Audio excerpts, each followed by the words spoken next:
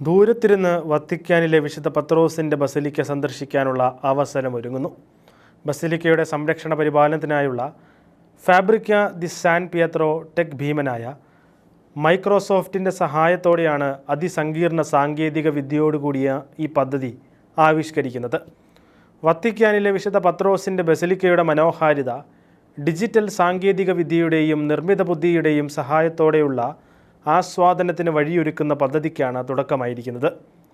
ചരിത്രവും കലയും ആധ്യാത്മികതയും ഇഴചേർന്ന് ലോകത്തിലെ അതുല്യ ദേവാലയമായി കണക്കാക്കുന്ന വിശുദ്ധ പത്രോസിൻ്റെ ബസലിക്ക റോമിലെത്താതെ തന്നെ സന്ദർശിക്കാൻ തീർത്ഥാടകർക്കും സന്ദർശകർക്കും അവസരം നൽകുന്ന പദ്ധതിയാണിത്.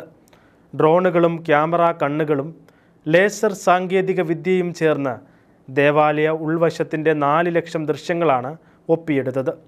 ത്രിമാന ദൃശ്യങ്ങൾ സൃഷ്ടിക്കത്തക്ക വിധം ഉന്നത ഗുണനിലവാരത്തിലുള്ള ചിത്രങ്ങളാണ് പകർത്തിയിരിക്കുന്നതെന്നതും ശ്രദ്ധേയമാണ്. 2 ആഴ്ച സമയമെടുത്ത് ഇത്തരത്തിൽ ചിത്രീകരിച്ച ദൃശ്യങ്ങൾ സമന്വയിപ്പിച്ച് ബസലിക്കയുടെ ഡിജിറ്റൽ പതിപ്പാണ് ഒരുക്കുന്നത്. ബസലിക്കയുടെ മുഖ്യ പുരോഹിതനും ബസലിക്കയുടെ സംരക്ഷണ പരിപാലനത്തിനായുള്ള ഫാബ്രിക്ക ദി സാൻ പിയത്രോയുടെ അധ്യക്ഷനുമായ കർദിനാൾ മൗറോ ഗംബേത്തി കഴിഞ്ഞ ദിനം വത്തിക്കാൻ പ്രസ് ഓഫീസിൽ നടന്ന പത്രസമ്മേളനത്തിലാണ് ഇത് അവതരിപ്പിച്ചത്. തീർത്ഥാടകർക്കും അതുപോലെ തന്നെ പഠിതാക്കൾക്കും ഗുണകരമായ ഈ പദ്ധതിയിലൂടെ ഇൻ്റർനെറ്റിലൂടെ ബസലിക്ക സന്ദർശിക്കുന്നതിനുള്ള പദ്ധതിയാണിതെന്ന് കർദിനാൾ ഗംബേത്തി പറഞ്ഞു. ഡിസംബർ 1 മുതൽ ഇൻ്റർനെറ്റിൽ ഇത് ലഭ്യമാക്കുമെന്നും വത്തിക്കാൻ വ്യക്തമാക്കി.